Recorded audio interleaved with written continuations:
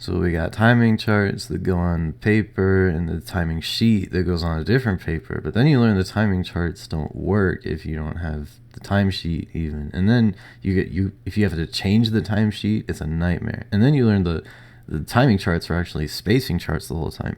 And why can't I animate with stuff more than on threes? Nah, I'm playing. These tools are archaic. They've stuck around for a reason. They hold invaluable lessons. But as far as tools of communication in current day, they're reduced more to personal tools or tools for the most skilled animators in high positions in the pipeline to manage projects from the top down. If you're animating recreationally, there's not a lot of reason to use them. I'm sort of on a kick where I like to fix things that aren't broken. I've spent the past couple years exploring an alternative, and I've decided it's better I put it out into the world to see if anyone else fancies using it. Maybe that person is you, outstanding viewer and purveyor of the motion arts, who has found this channel. I bestow upon you the knowledge of the amazing continuum graph, or C graph for short, or just graph.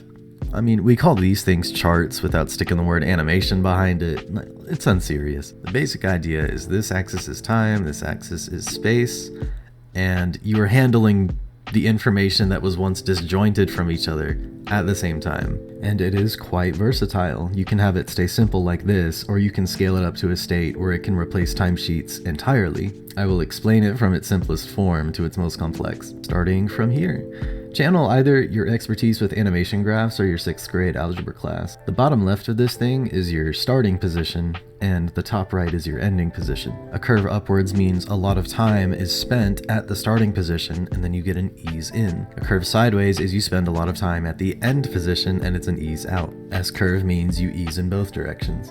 And then naturally the diagonal means a consistent motion. All those are descriptions of motion you can find out in the wild, not just in drawings, but in camera movements, in opacity control, how blurry something is. You suddenly have a whole language to add a lot of nuance to the plan for your animation with just a little icon, which is awesome. This graph does not represent a rigid space, it's a gestural space. You want something to loop, throw a little circle in there. Want to make someone look like they're struggling by staggering the frames? It looks something like this. Do you want a motion to overshoot, but you're too lazy to draw the overshoot keyframe? Just give whoever's working on it next this graph, they can figure it out. This is the tip of the iceberg on how you can get creative with a graph. I haven't found a situation in animation that these don't have an expression for, but that's the in and outs of a simple graph. I would take it a step further before I go to animate something with the graph, so here's what we're going to do next. Anime designates keys with circles, in-between guides with triangles, and tick marks for in-betweens. So we are just gonna nab that symbology and toss it onto this graph. And I would like this motion to happen in 5 drawings, so we're just gonna go And what's really cool about what I've just done is that's the timesheet and the spacing chart handled at the same time. A lot of organizational headache out of the way in a very short amount of time. Now, there are plenty of situations in animation where you have to change plans. For instance, I've explored this motion and it's too choppy with just 5 drawings. I need to add more. Okay, just erase these and we'll go ... Actually, we only have the budget for 1 in-between for these 2 keys. Get those out of here. Boom. This line is a reliable piece of information.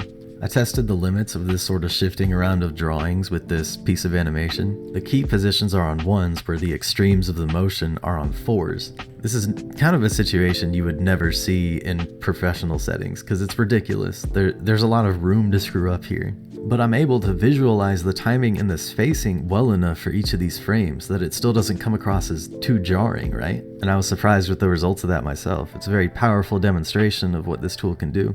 I'm in the habit of using this kind of chart in between each of my keys, in a sort of one-to-one way with finding spacing charts after each of the keys on a professional anime production, right?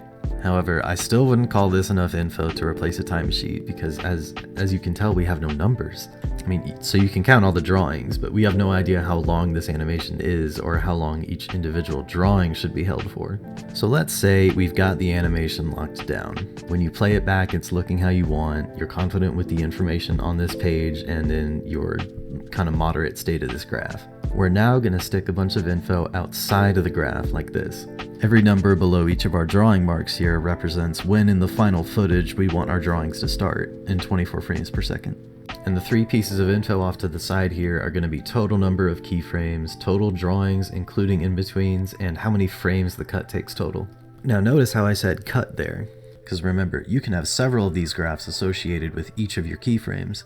And I'm not trying to pull out my calculator app and add a bunch of numbers up. I'm trying to see how much of a nightmare this scene is going to be to draw, right? If I have a 3-minute animation with 40 cuts and I stack 40 different boxes with all these big 3 numbers for each of my cuts, this is good info. I can look at this chunk and I can go, oh, I want less in-betweens for this because it's more of a low-key scene, it's low energy. And the capacity for overview with these 3 numbers is what puts us into the territory of making it so we don't have to do a timesheet. So after you're done with an animation, slap these 3 numbers down and make sure they're accessible to you and people who work on your cut in the future. In fact, for the ones who are really into this workflow, I'm going to present you with a page that I think organizes all of this information in the best way.